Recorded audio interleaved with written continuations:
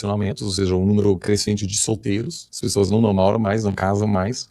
Você tem todo um grande debate nacional nos Estados Unidos sobre a crise dos homens, que tem uma péssima performance nas faculdades, que tem índices superiores de suicídio, de doenças mentais, você tem de desemprego, enfim, tudo um problema nesse cenário, né? Então você tem polarizações que não são geográficas, Claro, então você não vai ter uma divisão. É o que eu acredito.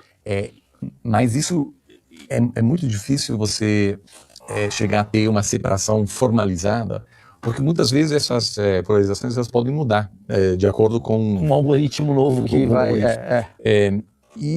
E a pressão, de novo, a pressão de governos, a gente está vendo isso muito na Europa, para que governos querem controlar ou pelo menos garantir que o impacto social de algoritmos não seja negativo. Sim. Isso vai crescer muito. Ou seja, eu acho que não vai ter uma regulação, você está dizendo? Sim. Uma regulação mundial sobre... Não, cada governo faz do seu jeito. A China, por exemplo, controla, ou seja, o governo chinês, e até em alguns casos em países ocidentais, você tem um momento em que o governo diz, olha, isso aqui está indo longe demais. Então, na China, por exemplo, às vezes o governo pede para as redes sociais apagarem qualquer hashtag sobre tal tema, porque está começando a incomodar. Na concepção chinesa, está começando a causar instabilidade social, etc. Então, isso, acho que existe uma preocupação entre políticos. Agora, o Estado-nação também existe, travou todos os sistemas do sistema aeroporto.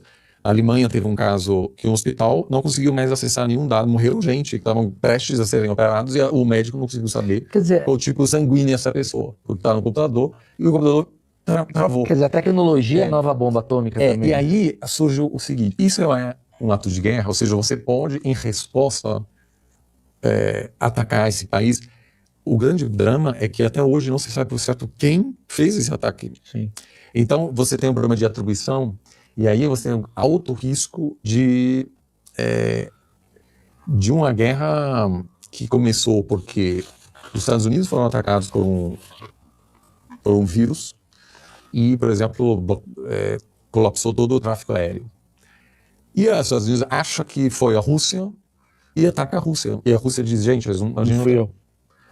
Então, esse tipo de coisa eu acho que... Maus entendidos globais. São muito sérios e você hoje tem uma vulnerabilidade que as pessoas não têm noção. Os Estados Unidos hoje, por exemplo, não permitem praticamente, na prática mais, a importação de carros elétricos da China. E eu, por muito tempo, achava que era para incentivar a produção de carros elétricos americanos. Protecionismo. Né? Mas não é. É porque o carro elétrico chinês se conecta com a infraestrutura crítica dos Estados Unidos. Então, por meio de um carro elétrico, você pode infectar o sistema de energia dos Estados Unidos. E é por isso que os Estados Unidos pressionou o Brasil a retirar a Huawei da rede 5G. Porque, teoricamente, argumentam os Estados Unidos, a China pode utilizar a Huawei como cavalo de Troia para obter informações sigilosas que os Estados Unidos estão compartilhando com o Brasil. Então, você também, por meio disso, teoricamente, argumentam os Estados Unidos, permite que a China aperte um botão e desliga a internet no Brasil. Assim, esse tipo de coisa, eu acho que gera, por um lado, um incentivo para não brigar, porque todo mundo vai se ferrar. Sim. É a bomba atômica nova, né? Mas, ao mesmo tempo, um ator mal intencionado pode causar uma instabilidade generalizada. Sim. Mas, apesar de tudo isso, cara, eu tenho amigos às vezes que falam, Oliver, né, quando nasceu meu filho, eles falam, como você pode ter um filho? Agora, no meio de uma guerra que vai ter. Eu falei, gente, assim, sim.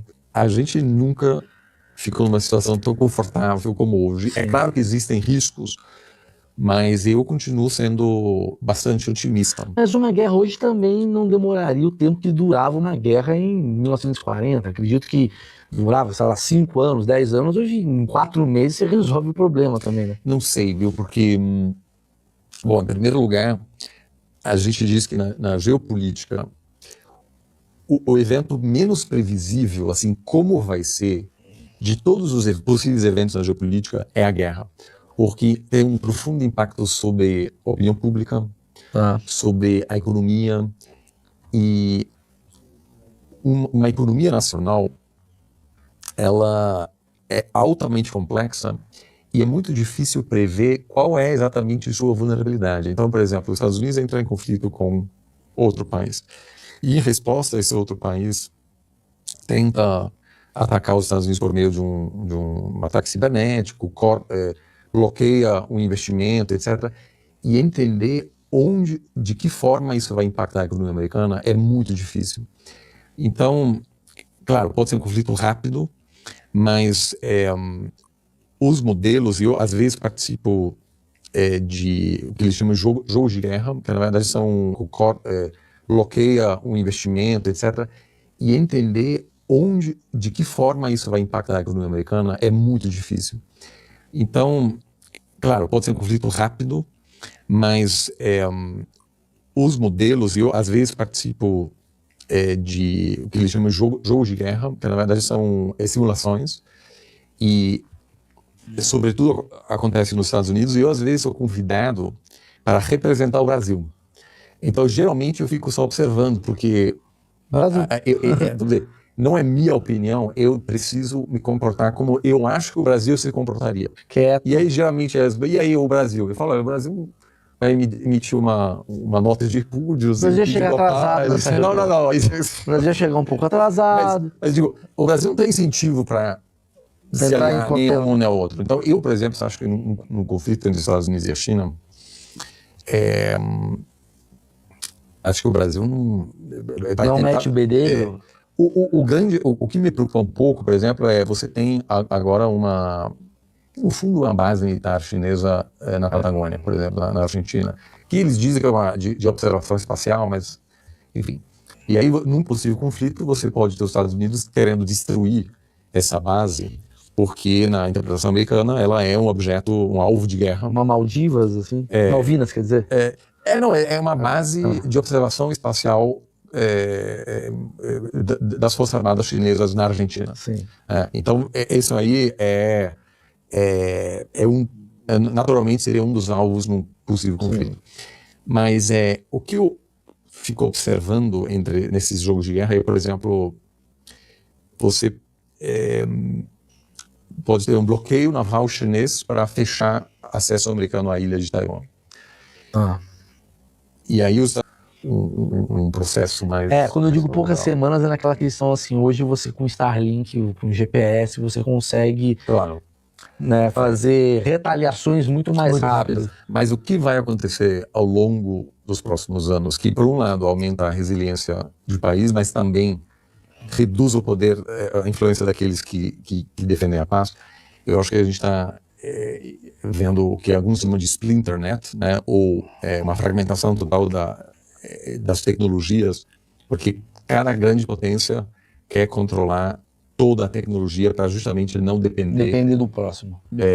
De mais ninguém. Então, eu acho que o Brasil precisa, em algum momento, isso é a minha maior preocupação, que vai chegar um momento em que, quando sei lá, 7G, 8G, que o Brasil precisa dizer, vamos usar a 8G chinesa ou americana.